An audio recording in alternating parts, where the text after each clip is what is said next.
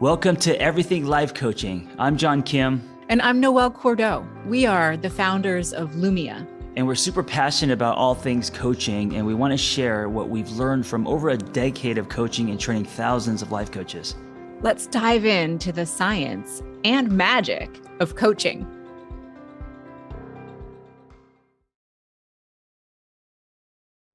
Hello, everyone, and welcome to the Everything Life Coaching podcast. As you know, one of the most important elements of any coach training program, ours especially, is our instructors.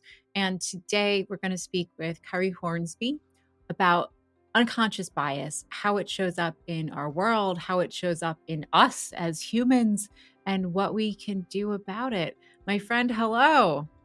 Hey, Noelle, how are you? Thank you for joining me today. I appreciate it.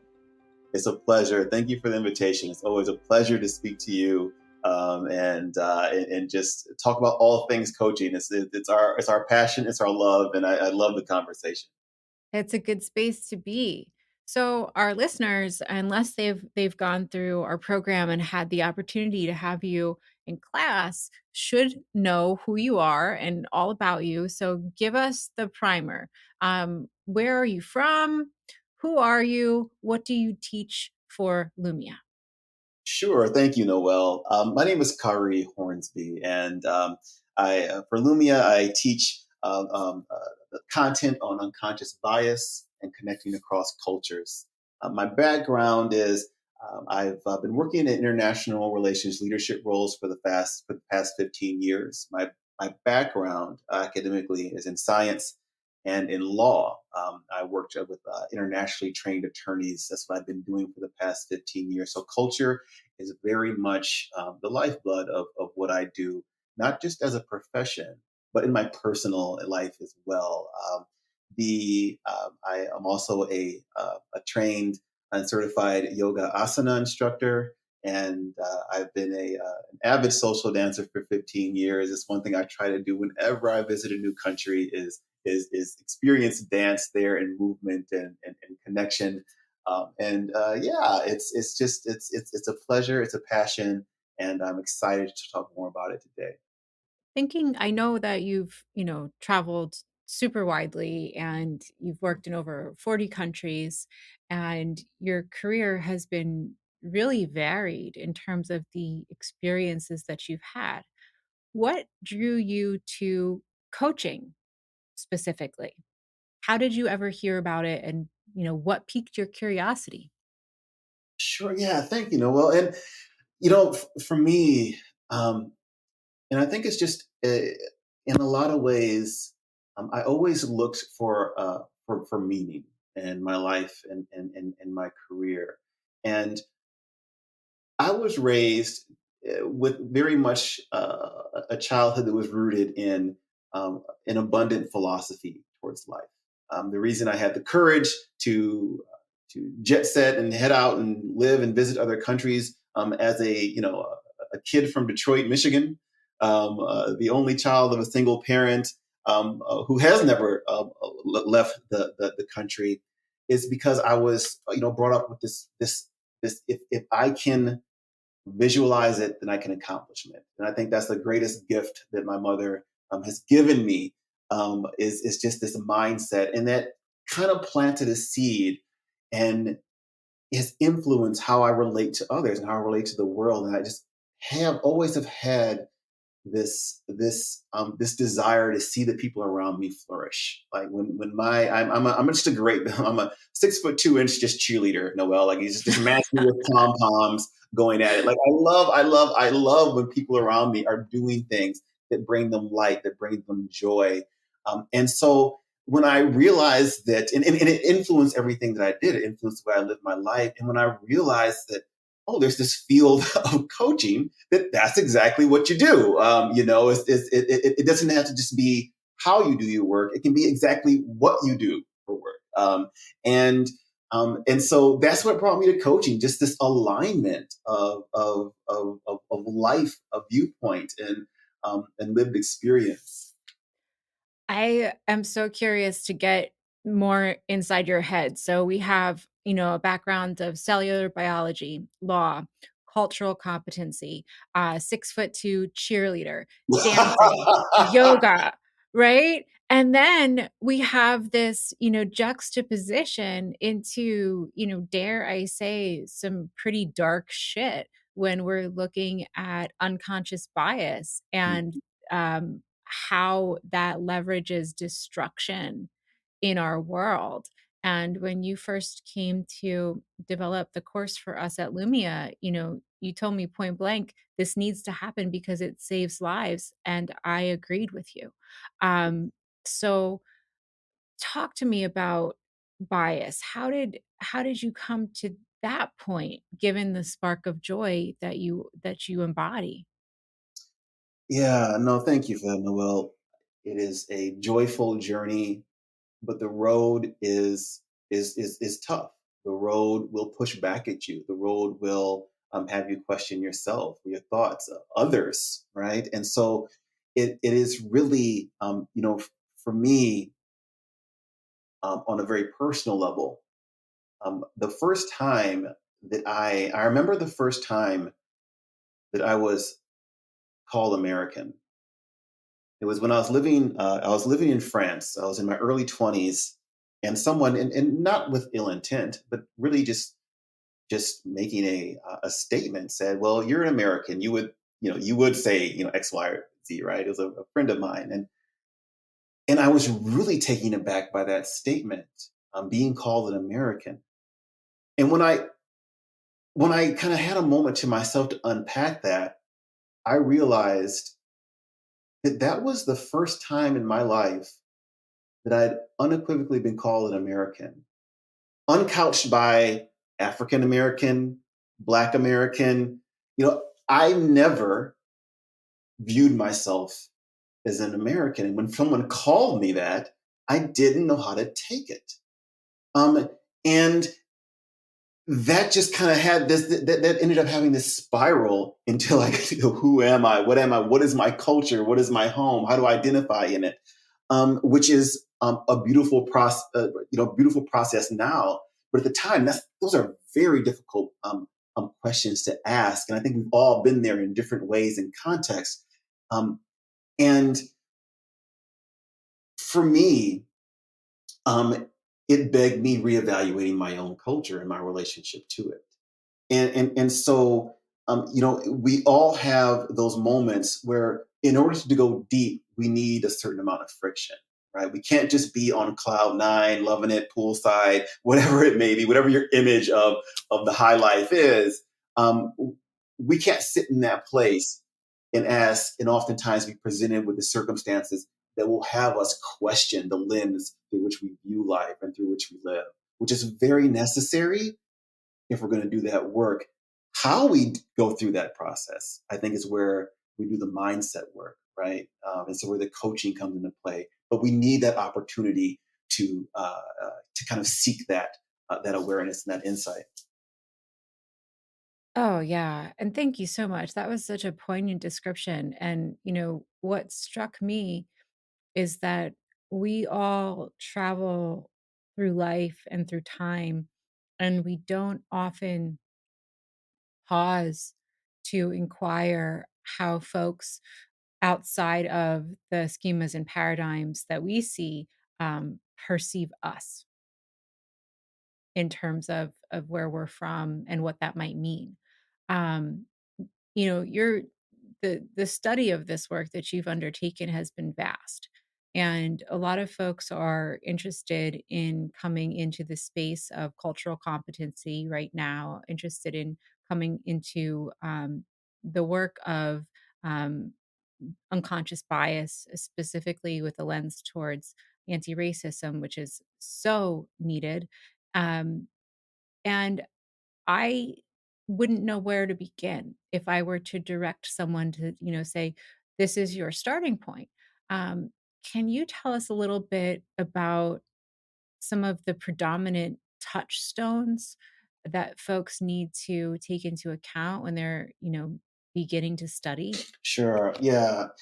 And it is. I mean, to instruct someone on a starting point is um, is not easy, because oftentimes the starting point is something that's very unique and personal to us, right?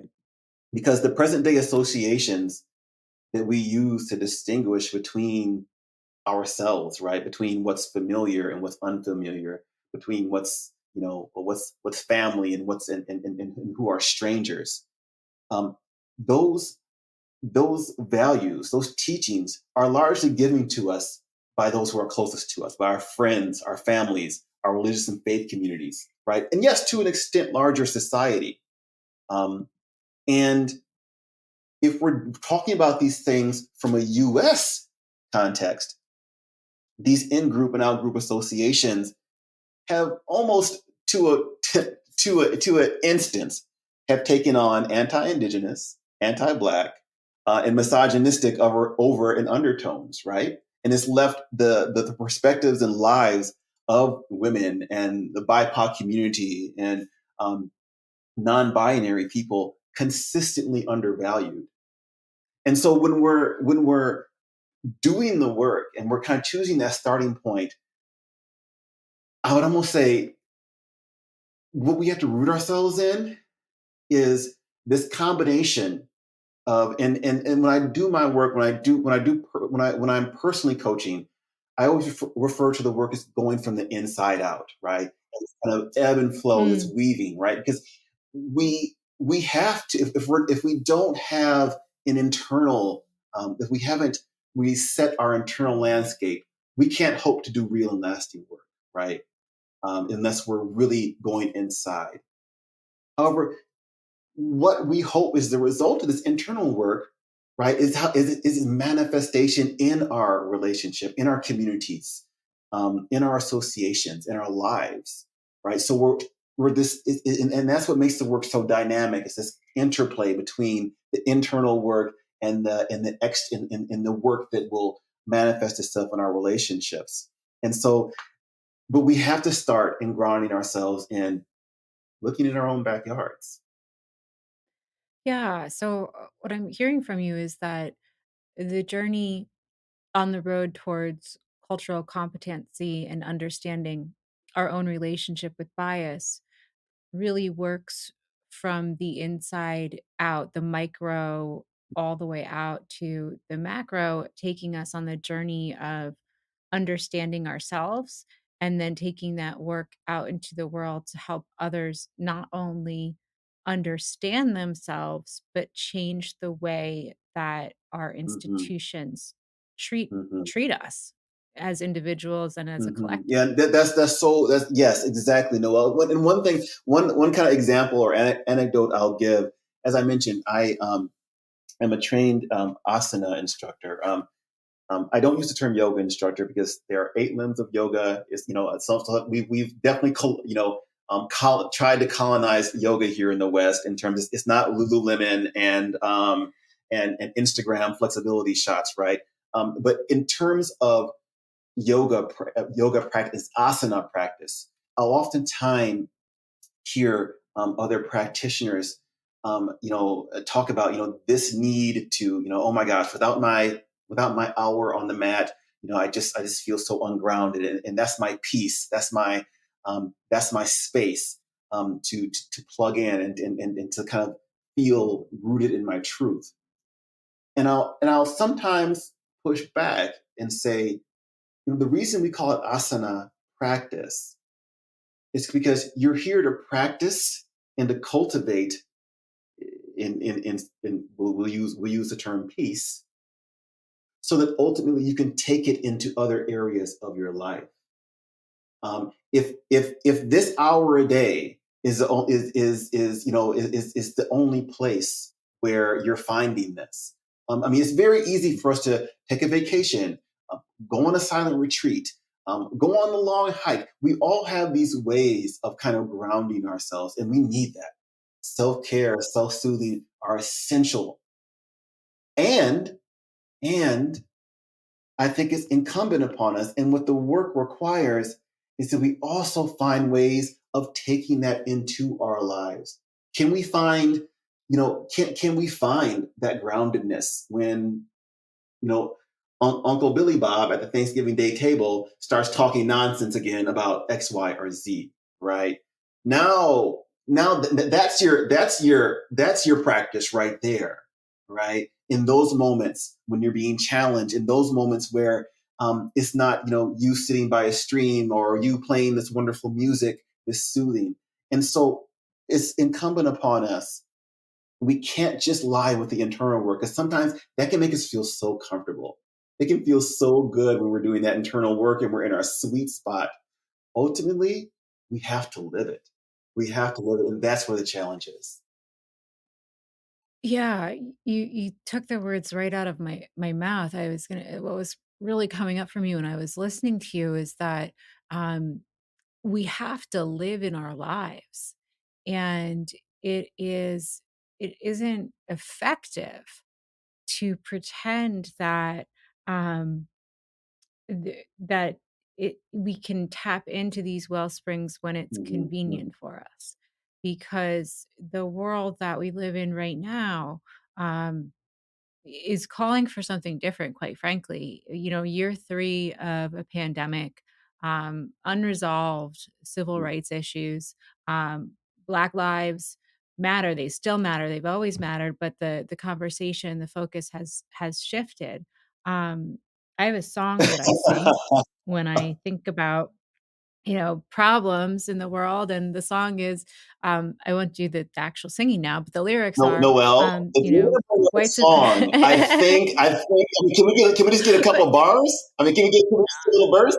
Okay. Sure, Well, let's sure, sure, and only because we're friends. White supremacy. Here it goes. White supremacist, patriarchal, capitalistic society. And so as we trudge through the depths, which of those things is it? Which one of those things is hunting us today? And something that I say all the time to everyone, no matter what the situation is hate the system, not the Yeah. human. Hate the system, not the hate all the systems, not the humans, because the humans don't know what they don't know. They can't see what they can't see, and they can't see what we see. So in order to form any hope for our future, I feel that centering in humanism is important, and figuring out ways to build bridges to understanding is the only path forward, so that we can understand each other and hopefully find common ground in humanity, so that we can take on the challenges of our time. But there's a pandemic that's trying to kill us right now. Maybe we can come Yeah. together there. Yeah. Yeah. No. It reminds me of the old adage. I can't remember if it was Socrates or perhaps it was Ice T who first said, "Don't hate the player, hate the game." Right? But um, Yeah. but yeah, it's exactly right. No, and I think that, but that unfortunately that has is contagious in our culture right now. That we can't talk to each other. It's scary to talk to each other. It's scary. And the things that are scary about it have been I have been they're man-made, right? This It didn't feel this scary 10 years ago to talk to each other. It felt that discourse felt a little bit more civilized 10 years ago, and maybe it's just because I was younger, stupider, and more naive. I don't know, but there seems to have been a serious disintegration of civic society. I saw a quote yesterday on cancel Hmm. culture. It's on Instagram. James is smiling. Is someone that I follow, an actor, and he said, "I am uninterested in cancellation, which is nothing more than the whitewashed commodification of calls for accountability and the bastardization of restorative justice practices." Mm-hmm. What are your thoughts? That's deep. And there's been such a debate over cancellation and what that means. And I think I would agree that um, cancellation cannot be our end goal. It cannot be the end game. Um, it's kind of what I, you are you're a neuroscience nerd, right? Um, and Oh, yeah. we oftentimes talk about these dopamine hits we get from these small little rushes, whether it be the ping on our phone, we get a new text, or um, whatever it might be.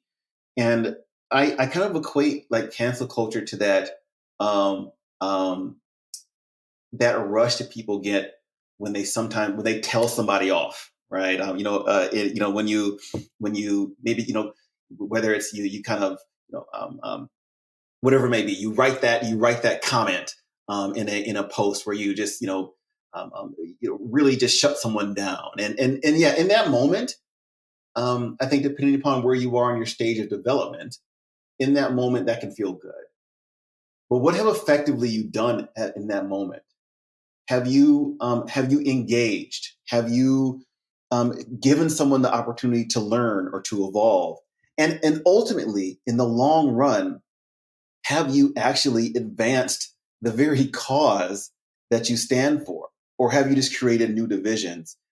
Um, there's a if I want to if I can may I share a quote? So this is Please. from the journalist and author. Her name is Maria Hinojosa, and she's an author. And she wrote "I Once Was You," a memoir of love and hate in a torn America.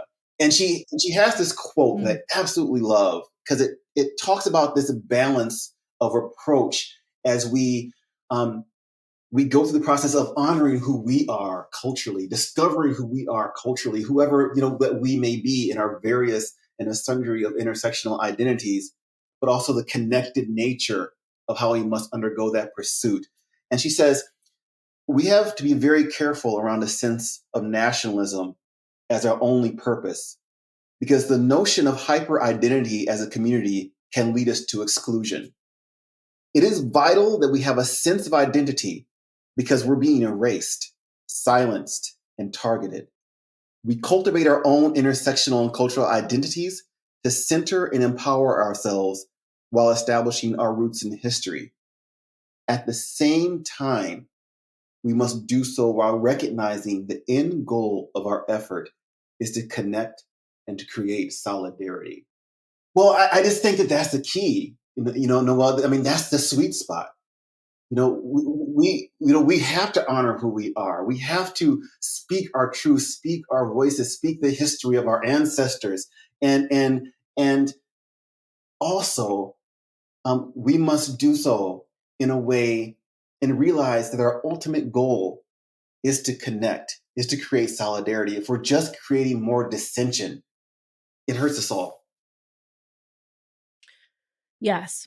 Yes, and I couldn't agree more. The point about solidarity was really powerful, and what struck me was really kind of, bringing this all the way back around to Hmm. coaching and to the wellspring of joy that we can offer folks. And we've taken a lot of deep dives and U-turns in our conversation today, but ultimately, the reason that this conversation is important and the reason that it relates to coaches is that as a coach, it is one of the standards of the International Coaching Federation for any coach who works with human beings to get a handle on this stuff, to get a handle on the way that we might be shutting down Hmm. others because we don't understand, or we don't honor, or we can't see the richness that exists in Hmm. difference.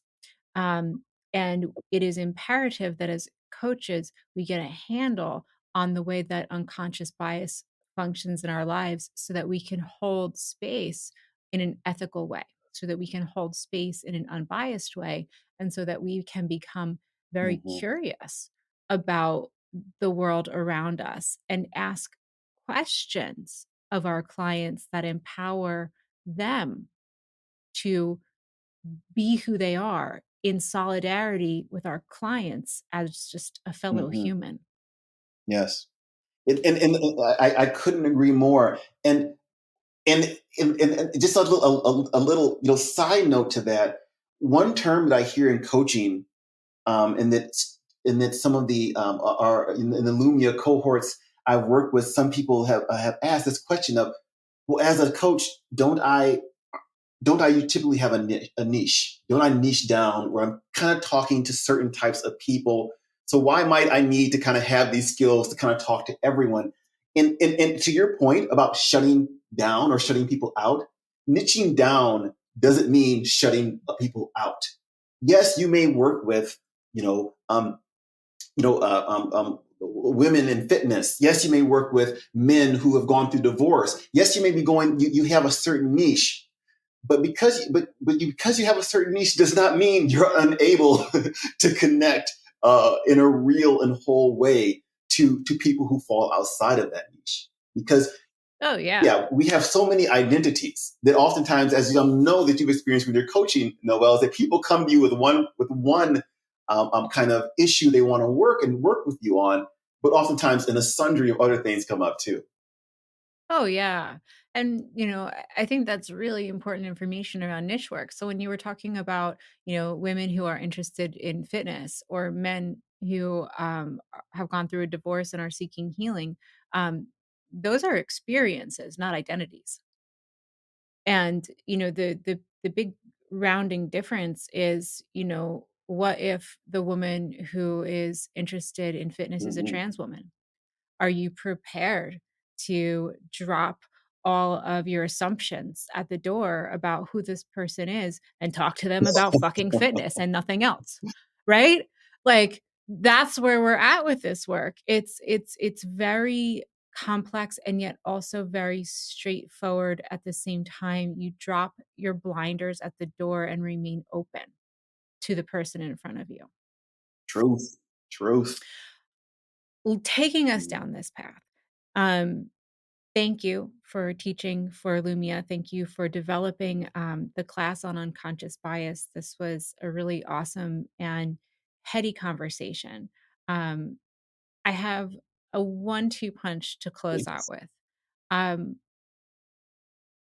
if you had a magic wand and you could, wave it around and let everyone know just one thing that they could experience from the perspective of joy and freedom in this work, what would it be? And where can we find you so that you can help more people do this work? Sure. No, thank you for that, Noelle. And I'm just breathing into that question a little bit because it's an important one. Um, in my work, I work with professionals to help them, transition into careers to have meaning.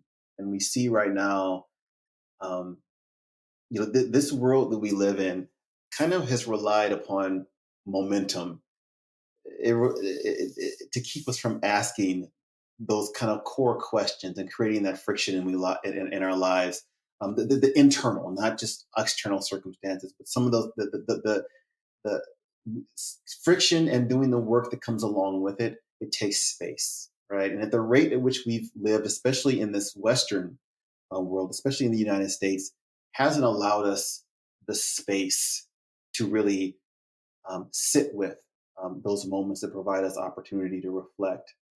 And you've spoken about this in past podcasts, Noelle, and I think one thing that this last 3 years has provided for us is an interruption. It's interrupted this hamster wheel that we've been on.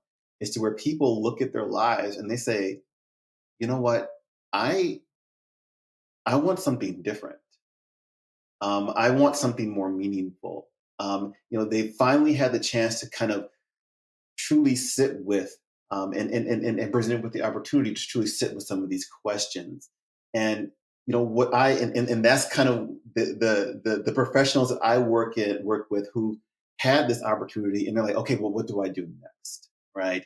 And we kind of we work together to further their understanding of their internal landscape, and using that as a foundation to create meaning and authentic relationships. And when I say relationships, I don't mean in the romantic sense. I mean, relationships are connecting to anything that's external to us, our job, our community, our friendships, our family, the environment, right?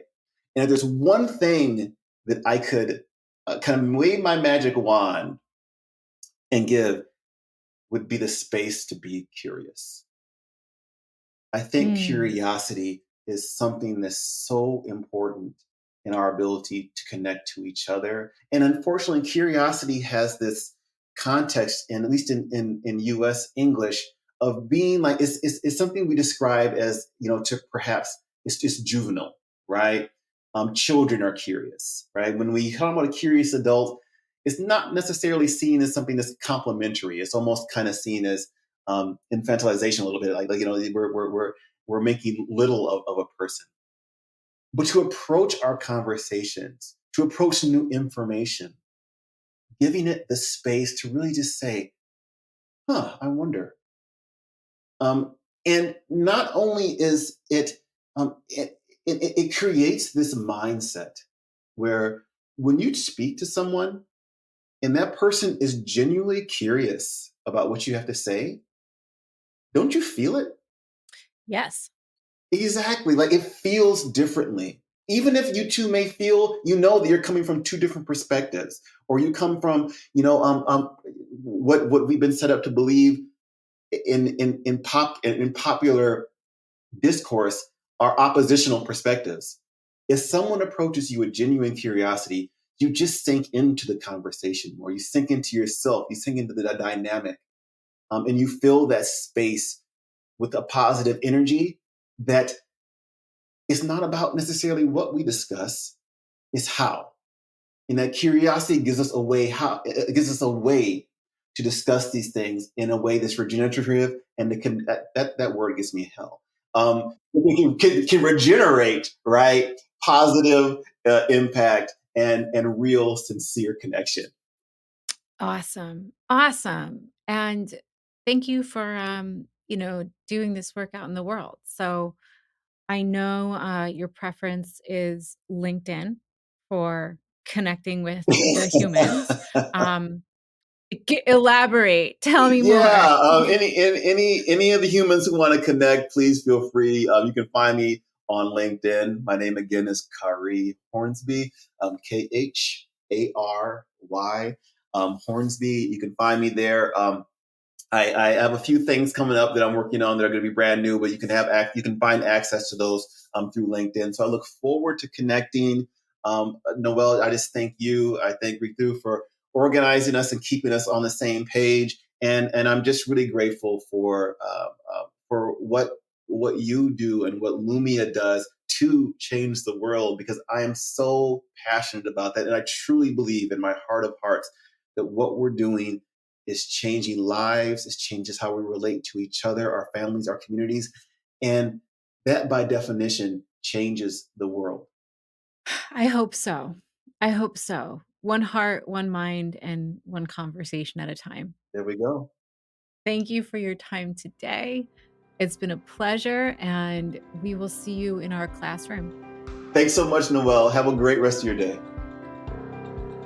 Thanks for listening to Everything Life Coaching. If you're feeling the draw to become a coach, head to lumiacoaching.com/everything. Explore a new career that brings fulfillment, gives you a true sense of purpose, and a bold community to do it with.